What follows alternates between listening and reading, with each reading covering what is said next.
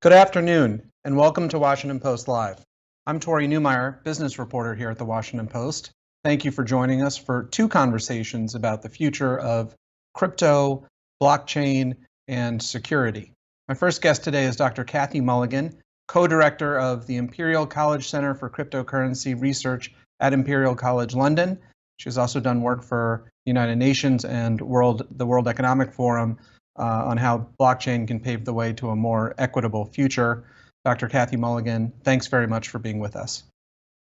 Absolute pleasure. Thank you for having me. I'm sorry, Dr. Mulligan, I couldn't hear you. Sorry, yeah, I said pleasure. Thank you for having me. Can you hear me now? I can, thank you very much. And a reminder to our audience, we want you to join our conversation, so tweet your questions and comments to the handle @PostLive.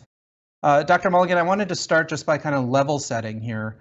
You've written about the transformative potential of blockchain to solve some intractable problems and to promote broadly shared prosperity all over the world. You've also written that this technology is yet to prove itself, and it may be a decade or two before it does.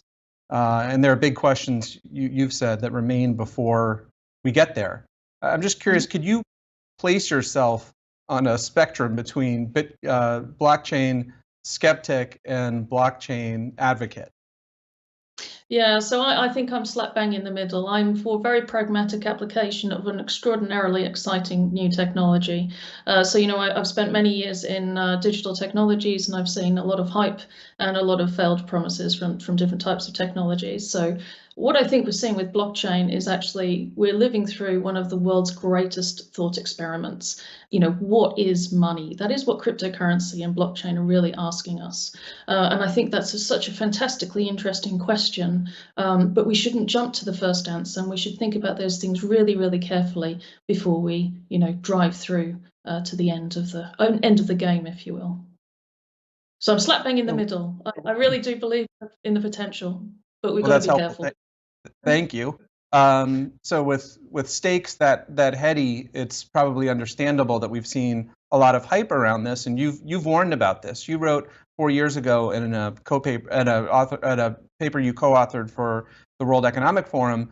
It has started to seem that the most intractable of the world's problems have merely been waiting for blockchain to arrive. This is not only misleading and untrue, but also becomes a barrier to decision makers in taking a balanced perspective on the technology. And you said that the hype is, quote, damaging its long-term prospects. I'm wondering if you could expand on that and tell us whether you think that is more or less true today. Absolutely. One of the worst things about being an academic is people can quote your own work back at you. I think actually we're pretty much at the same point. I think we're starting to see some really interesting ideas and concepts come to the fore. I think we've been watching this sort of fermenting and bubbling innovation in the cryptocurrency space, the creation of Web 3.0, move towards NFTs, and then metaverse. And I think there's a lot of sort of what's the next thing, what's the next thing, what's the next thing. But at the same time, we're also starting to see some really interesting moves towards some very, very solid, what I think are really solid cryptocurrency and blockchain pieces of work. So, one of the things that I find quite irritating or frustrating is, we start to see the cryptocurrency community are basically, trying to recreate the traditional financial system on top of the cryptocurrency base. And for me, that's a little bit of a misdirection, because the whole point of cryptocurrency was we were going to create a new type of financial system. Why were we recreating the one that we didn't like before in this new space? But there are ways, for example, that we could use cryptocurrency and blockchain to deliver social good. So, for example, are there new ways to create financing mechanisms for really critical infrastructure that could fundamentally restructure the organization of delivering of financing for water, for energy, for food? I truly believe there's a great opportunity in those kind of spaces. And we're starting to see slow moves in that space, in that direction. So you've also written that Bitcoin has done little so far to overcome inequality, digital or otherwise. It may help our viewers here if maybe we provide some definitions between the differences between crypto and blockchain, but I'm also curious if you draw a distinction between the promise of crypto and the promise of blockchain. Yeah, so for me, cryptocurrency is a subset of what I would call a distributed ledger technology. So blockchain really and cryptocurrencies are similar, but not necessarily the same thing. So you can use blockchain or distributed ledger technologies to do sort of very traditional transaction management, and we can see some great examples of that. You know, IBM does a lot of work in that space, R3, there's a lot of different organizations out there who are using distributed ledger technologies, but in a very traditional sort of IT sense. Then we have cryptocurrency, which is a slightly different thing altogether. And what's unique about cryptocurrencies really is the fact that it brings together this idea of money together with the blockchain. And it actually, provides a sort of new type of currency, if you will, as well as the actual transaction management. So from where you sit as an optimistic skeptic or a qualified advocate, what do you think the future looks like in a decade or two in which blockchain tech has been widely adopted? Are we going to notice this? Are our lives going to be different, either in the United States or maybe in the developing world? Yeah, so I think that's a really interesting question, and I think there's two different ways to look at it. I think what's going to happen in some instances is it's going to be a lot like a database technology. Most viewers will probably understand what a database actually is, but they probably don't really need to worry about how it's implemented, where it's implemented in all of the systems they're working with on a day-to-day basis. So you probably interact with probably between 15 and 20 databases in a day. You don't know what that's doing. You just trust that it's actually working as it should be. So I think some of the cryptocurrencies and some of the blockchain activities will end up in that space, that they will sort of sink into the background and you'll trust that it's running as it should. Other things are going to be much more transformative and much more disruptive. So for example, one of the things we're working on in the lab I run in Lisbon at the moment is that we're looking at how you can use cryptocurrencies as financing mechanisms for the delivery of water infrastructure or the delivery of energy infrastructure, and doing that in a crowdsourced manner and a bottom-up manner, rather than needing to rely on, massive large-scale debt from, I don't know, the World Bank or other geopolitical actors in the space. So that could be foundationally, that could be really transformational in the way that energy and water is actually built and delivered as an infrastructure. So that I think people would notice on a day-to-day basis. And do you think we are going to have to become masters of our own data management here? Is everyone going to have to become a kind of crypto expert in some guise where we understand how this stuff works much more than we do now? So one of the things that I thought, I had a really interesting experience last year when someone asked me to join a DAO, and prior to joining this particular DAO, I had only ever mined cryptocurrency, in the way that you would. When there was the first time in my life, I actually needed to buy some Ethereum. I know that sounds ridiculous. I've been working in the space since 2009, but I'd never needed to buy cryptocurrency. I'd always just mined it. And when I went in to try and buy it, I found myself absolutely at a loss of how to actually, conduct business really in this cryptocurrency space. And it took me quite some time to understand how to get through it. So I think that, if we're thinking about one of the biggest problems with cryptocurrency is actually two things: usability. So how easy is it to understand? And if we can't understand how to use it on a day-to-day basis the same way as we currently do with our banking or any of the other apps that we work with on a day-to-day basis, I think that's a big barrier for the uptake and adoption of cryptocurrency. And also, I sort of think about, would I ask my mum to bank in cryptocurrency? No, I wouldn't in today's world, because I think it's a little bit too complex. So I think we've got some way to go to streamline and make cryptocurrency accessible and usable in a really, very structured manner that people understand and trust. So when I talk to a lot of people about, buying cryptocurrency or trading in cryptocurrency, they are panicking a little bit about the fact that they don't necessarily fully understand what is happening with their money. Well, let's talk about a use case that is unfortunately front and center right now, but it's a place where crypto users have, I think, proven in a very vivid fashion how this technology can be deployed at a scale that's immediate and meaningful. And that's, of course, in Ukraine, where users from around the world have been airdropping contributions to the effort there to help the government and also some allied organizations provide relief and material to the war effort as they're resisting this Russian invasion. I'm curious, as you talk to policymakers, has that struck a chord with them, people who aren't necessarily as clued in to this debate about the potential for the tech? Yeah, and I think it's a really, it's a very soul-destroying use case, but it's a fantastic example of what cryptocurrency can actually achieve.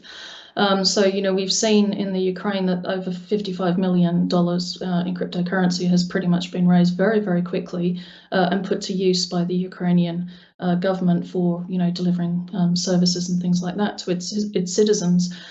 So I think it shows the massive potential. And when I talk to, policymakers in this space about this kind of thing, they're struck by two things. One is that, not all the crypto millionaires are really just about driving a Lamborghini and, making ridiculous statements on Twitter. They actually do genuinely have how would you say, like a civic feeling and a civic duty that they want to contribute to the world, and they see cryptocurrency as a way to do that.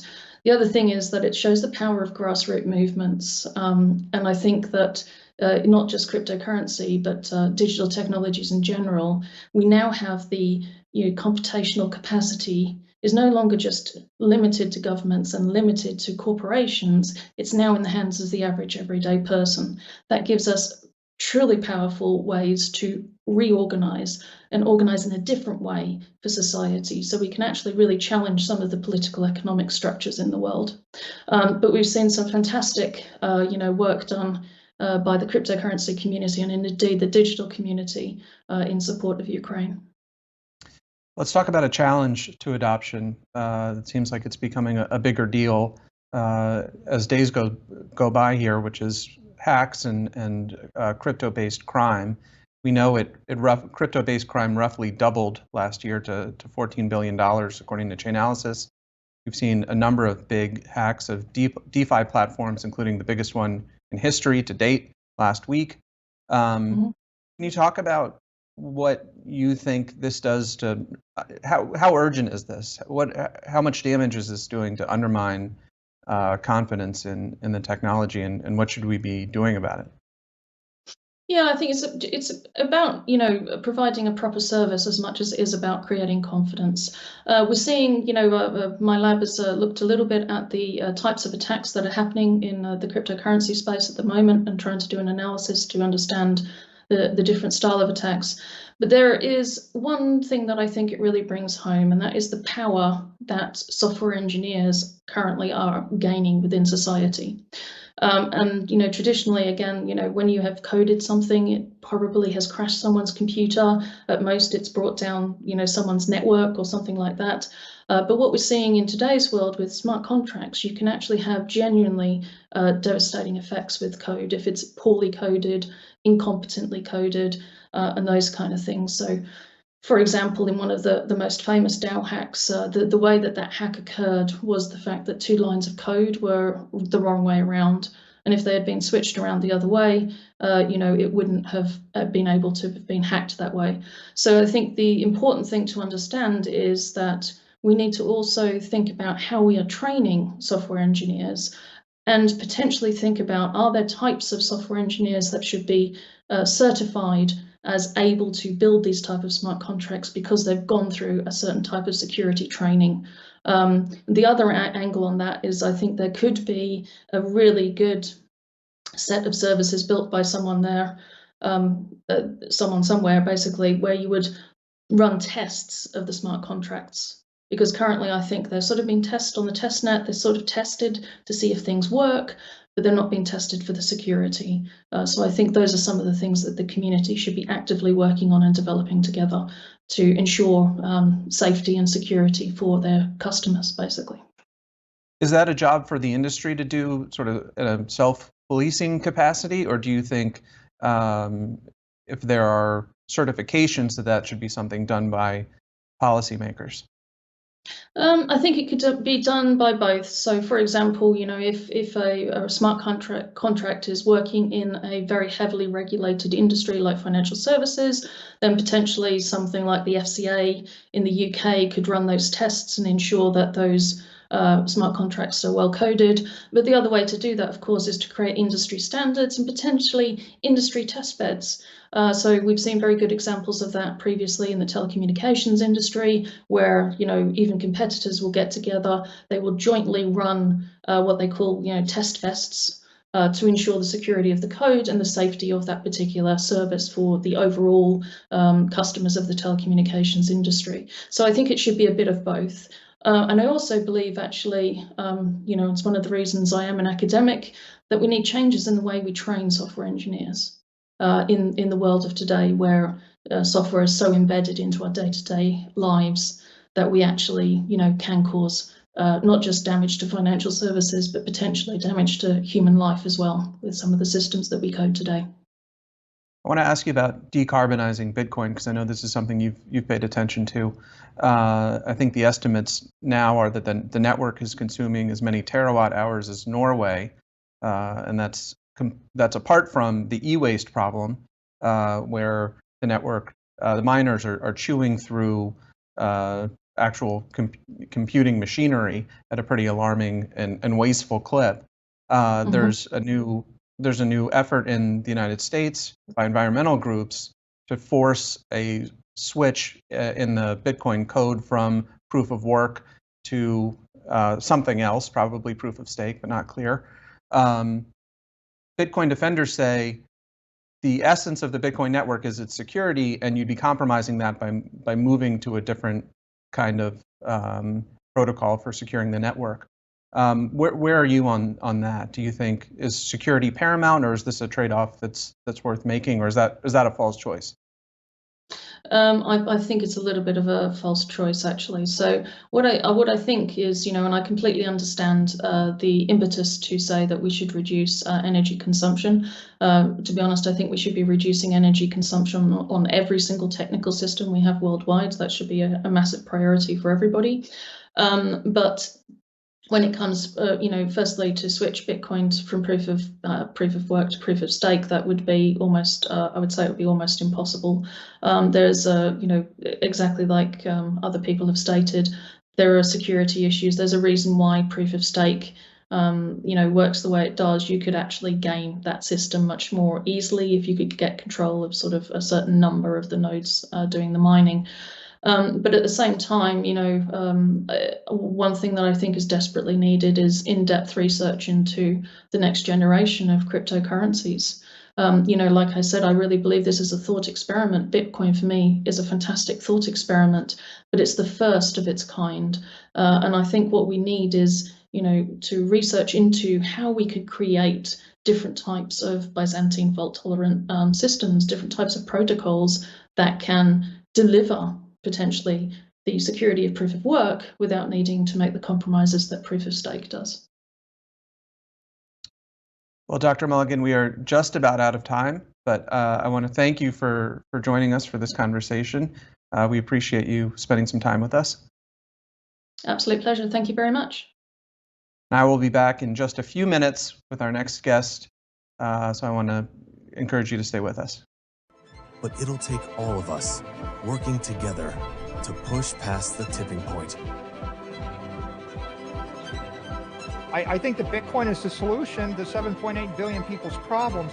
They just don't know it yet. We can watch the world change, or we can change the world.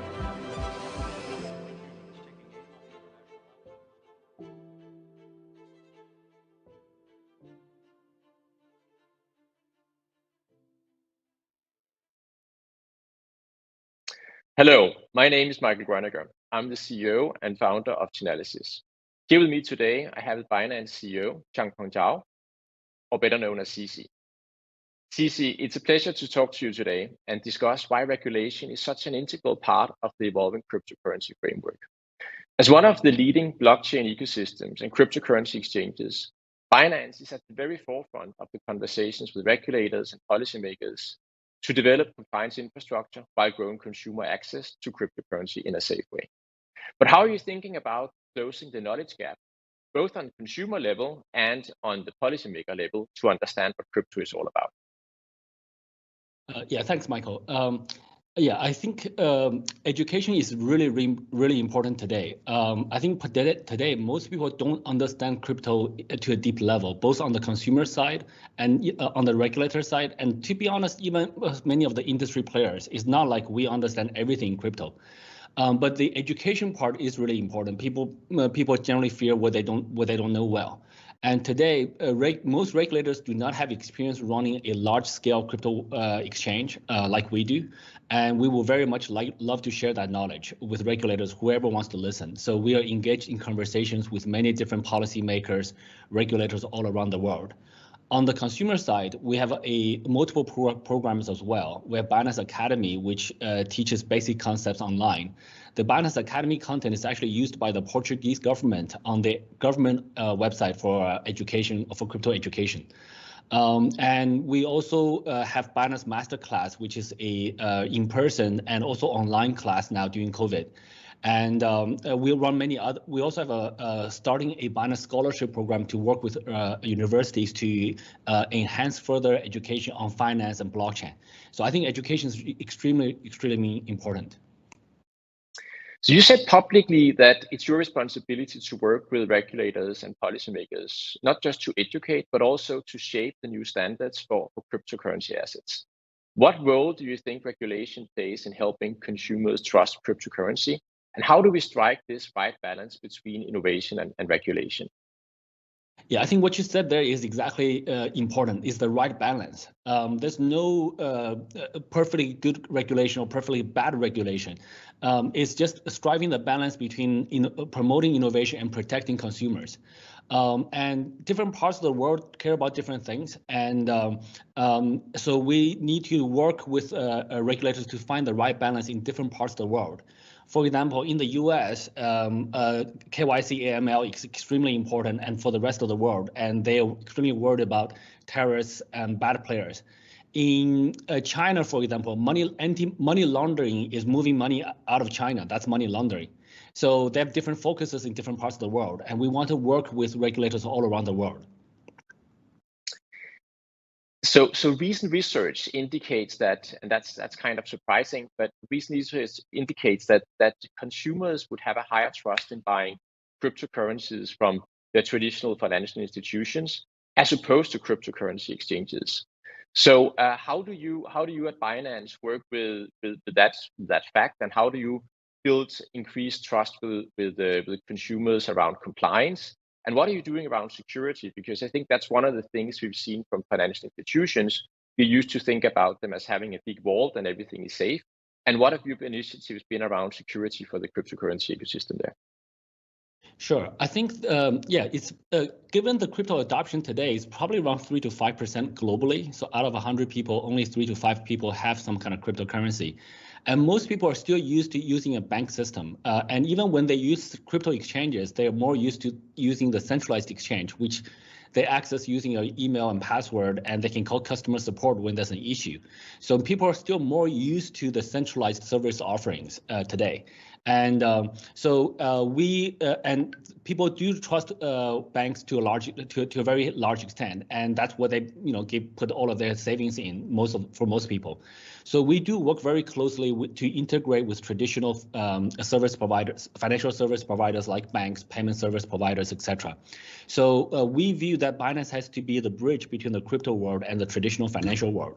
So that's kind of where we position ourselves.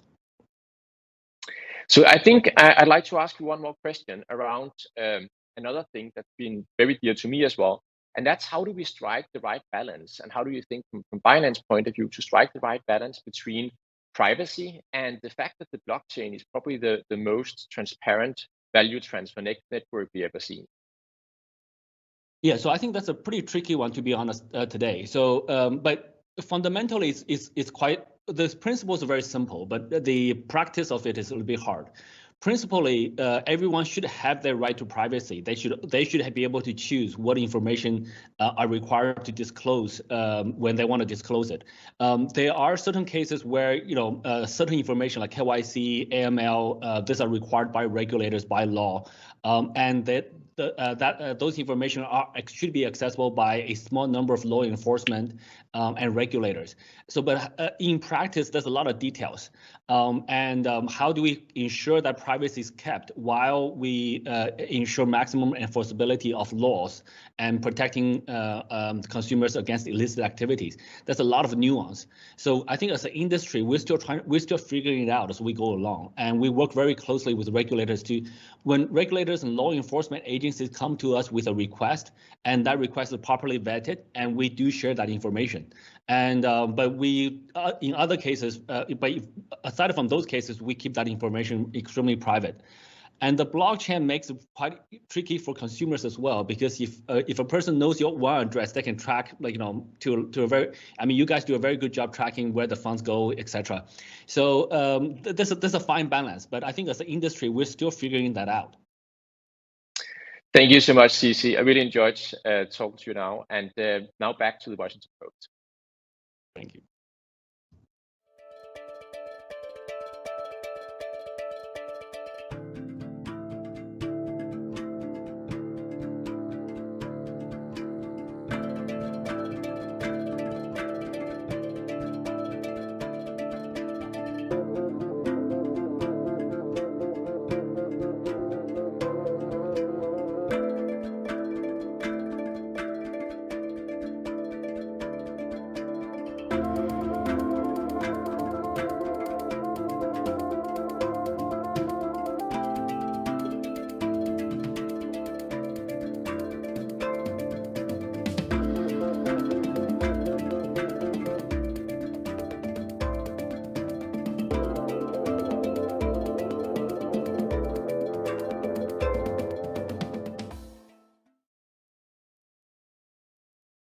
Welcome back to Washington Post Live. For those of you just joining us, I am Tori Newmeyer.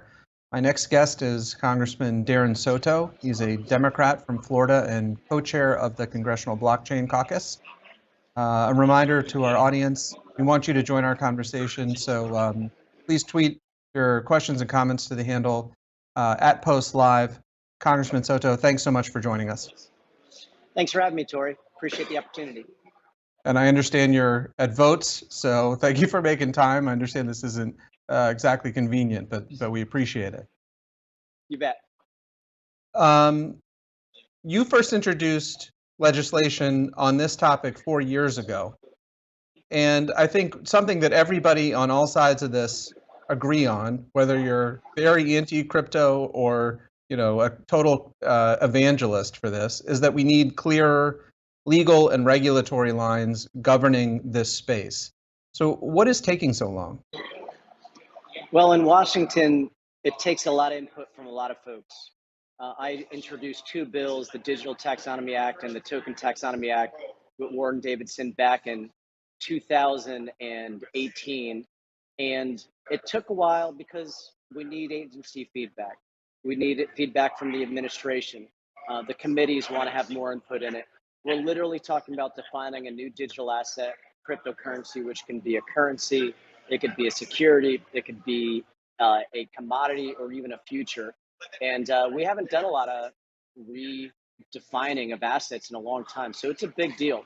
And President Biden's new executive order to finally get feedback from the agencies is going to really start moving us forward. They took a lot of issues from our bills that passed the House already, study bills that were the first cryptocurrency bills to pass in this term.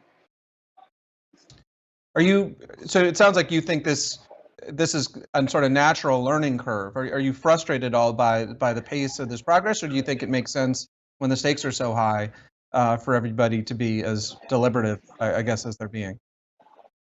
Well, I certainly would have been happy to have our bills pass into law 2 or 3 years ago, but understand that's not the reality. And this is a big deal, right? We're talking about definitions that are going to have a whole industry abide by, and it could be the formation of the rules of the road for the whole world, because the U.S. is a huge leader in financial services. So let's just say I have a lot of patience and we're in it for the long haul.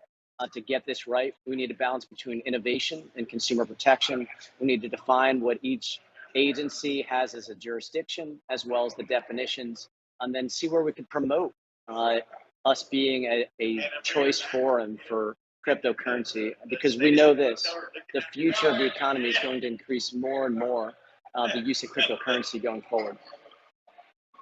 How would you assess your colleagues' level of understanding of these issues? It seems like in the House, there's been a lot of interest, and it's maybe corresponded with a higher comfort level with the technology, especially among Democrats. And then you look at the Senate,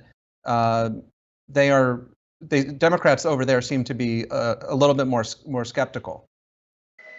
Well, the House, we're younger just generally. That's just a fact. And one of the reasons I engaged in both environment and technological issues is being one of the younger members familiar with technological applications. I saw a huge gap in the Congress a few years ago. Look no further than the first Facebook hearings on that need. In the Senate, they are more deliberative, and many of them are in their 70s and 80s and haven't really familiarized themselves as much with the technology, though that's getting much better. So it's not surprising, given the differences in our institutions, that we're proposing a lot of bills and then the Senate's kind of reflecting on them.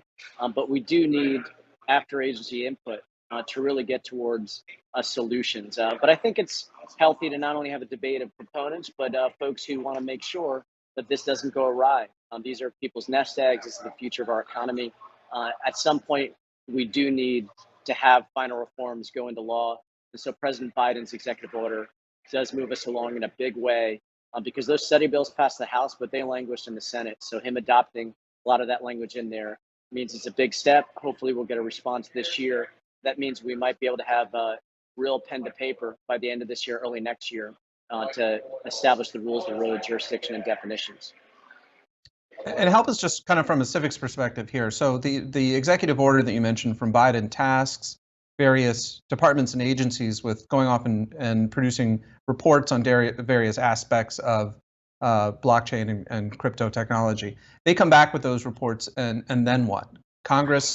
Is Congress next up to sort of take the ball and start drafting bills, or is this something that can happen at the agency level? Where do we go from there?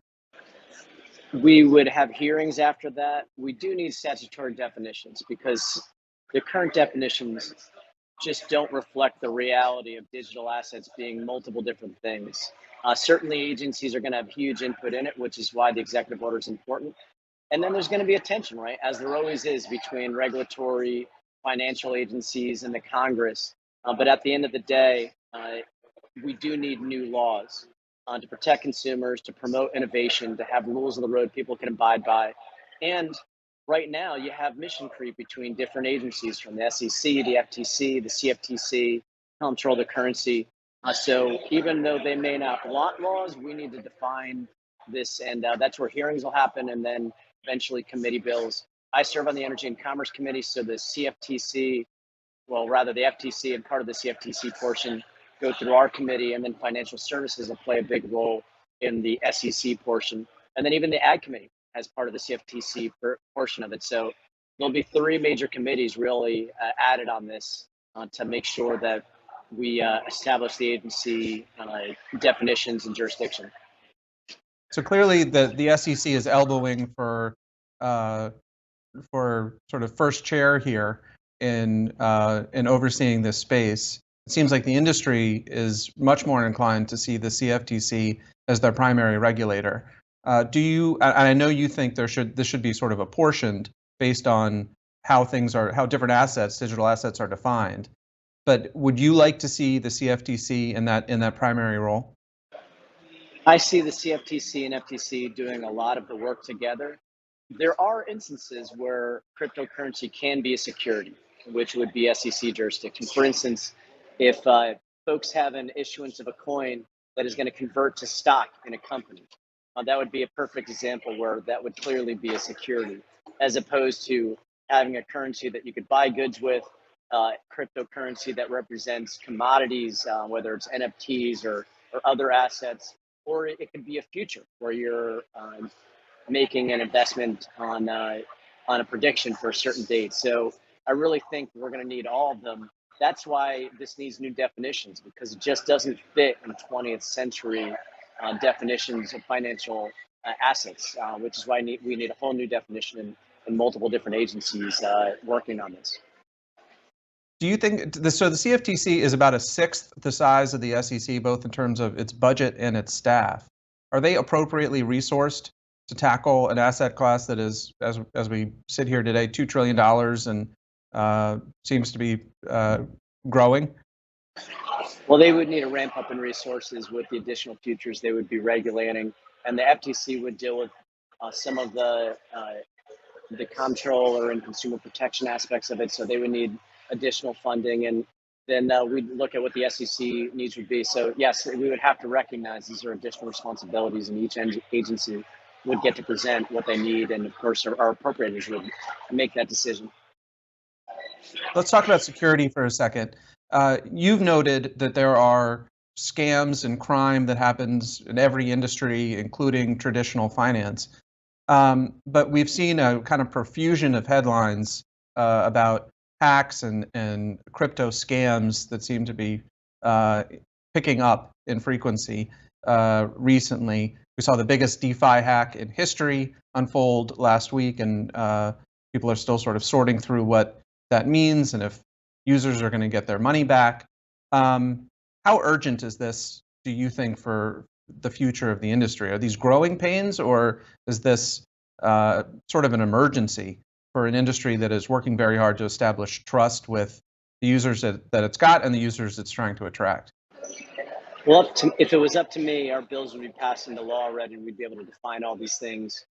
In the meantime, it's going to take agencies stepping up. Look, the idea with cryptocurrency, obviously, the blockchain is balanced. It's a fixed ledger. It is nearly impossible to affect it after the fact, which is why it was such a revolutionary part of internet transactions by making a permanent fixed ledger. But there are other technologies to be able to undermine it that we saw in other instances. And so first, our concern is to make sure that it is airtight in cybersecurity. Second is to make sure we're protecting consumers from dump and pump scandals and whitewashing and other things that have happened that have affected consumers. And third, to address the cyber hacking, where cryptocurrency is sometimes used for that. The one thing I'll say on those things is because it's a permanent record, it really lends itself to us being able to track down funding, like, for instance, in the Colonial Pipeline, where we saw 2.3 million of that recovered when Russian hackers were in the 2016 election were using cryptocurrency. That's how we figured them out to subpoena them. So there are some very secure aspects and traceable aspects to cryptocurrency, but it certainly isn't perfect in every fashion. And so these are reasons why we need hearings. These are reasons why we need new laws and to focus our agencies going forward.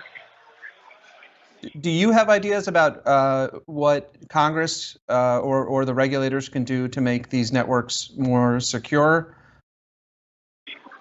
Yes, well, we've already passed in the Omnibus a key cyber incident reporting for Critical Infrastructure Act that requires when companies are hacked that are in infrastructure that they give notice. I think it should be for financial institutions too. I know a lot of them already have obligation over existing law, but I think some of that is key. We need transparency between the federal government and major infrastructure, whether it's financial or otherwise, so that we know when hacks happen. The beauty of cryptocurrency, though, is it can be tracked, like it was in the Colonial Pipeline incident, where it was the non-cryptocurrency that we couldn't recoup, but the cryptocurrency we were able to claw back. So the very fixed nature of it gives it a unique, secure aspect, but it's still technology, and we're still learning parts of it. So, that's where agencies need to have the rules of the road and then be nimble enough to be able to respond to new situations. Let's talk about use cases for a minute. Are there ways that the federal government can use blockchain? Maybe there are ways that this is already happening and we're not aware of them yet, or they're not on everybody's radar. Is it happening? Absolutely. So I'm glad you mentioned that. Most people look at the application of blockchain we know of as cryptocurrency, the financial transactions, but it's really an aggregate of information. And so you can utilize information, let's say to try to resolve a health crisis, or let's say to try to resolve climate change. And it's decentralized, so the information can be added to the blockchain from various different sources. Think universities studying climate change across the nation. And then utilizing AI, which, because we're dealing with so much information in this scenario, we can utilize that to analyze and help governments solve complex problems.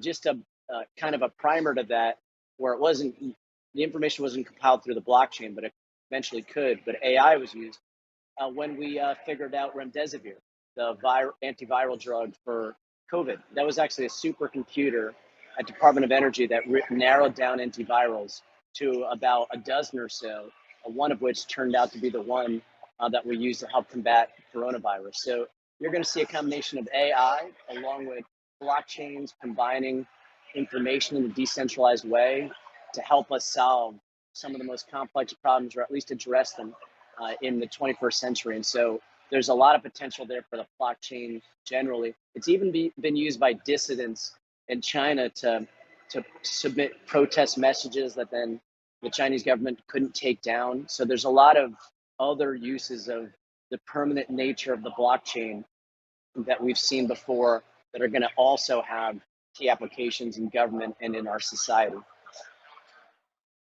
Got it. But as far as our federal government goes, though, these are potential uses. This is not something that is starting to roll out just quite yet. I know that universities are starting to add information using blockchain, and private companies are. So this is something that we've submitted into the budget over the last few years. Everything from DoD to VA to start using blockchain to help store information. And so we're in the process through getting that in the budget for reporting back. Again, you're seeing a theme. It takes a while for these things to happen, but we did successfully get budget language in for them to start incorporating blockchain into certain healthcare, into the VA, into food tracing and other aspects over the past few years. So there is nation efforts in this already. Well, that's fascinating. Are these pilot projects? It's programmatic language in the budget, encouraging them to utilize and determine different ways blockchain can be used. For instance, blockchain can even be used in the technology in secure communications. I'm not going to go too into it with the DoD, but that's one application right there. Blockchain can be used in food traceability to make sure that inspections have happened and to be able to trace things afterwards if there have been food poisoning issues or other scares with food. So this traceability, this aggregating of information and adding it to the blockchain, adding it to this fixed ledger has multiple applications, present and future. And the budget's been where we've worked on it mostly. I've gotten programmatic language in over the last 2 to 3 years, and we started to get some agency input back on that. Ultimately, we want to create a blockchain center of excellence in the Department of Commerce to look at least the commercial aspects of it, with the potential of it also coordinating with other federal agencies. So that's a bill we've had, and there's also a possibility that that can come to fruition from President Biden's executive order. So as far as more retail applications or use cases go, the one that gets talked about a lot, and I've heard you've mentioned this, remittances. You also represent Orlando, and I've heard you talk about the potential here for the tourism industry to use this to book international travel with much lower fees. Is that something that's happening now? Are travel agents in Orlando with foreign clients interacting with transacting in crypto, or is that something that you've talked to them about, or something that you think is something that might be a use for the future? Well, I'm glad you mentioned that, Tori. So the main reason I've gotten involved in this space, in addition to the need for members to step up to help out with technology, is because I do believe it's the future of the economy and it's going to help small businesses. So a travel agent in Orlando booking a hotel, or perhaps even conducting transactions about timeshares, a key aspect, remittances. another key one, because you're eliminating the transaction costs of going between currencies. I know it's being used much more widely in and around the district in remittances, especially in unstable areas like Venezuela, where there's a real hyperinflation and not a stable government there. We're seeing it used in donations in Ukraine, generally speaking, to help them through that. And we're starting to see small businesses use cryptocurrency in Orlando in the tourism space. I wouldn't say it's a standard procedure just yet, but this is all the reason why we have to look 3 to 5 steps ahead.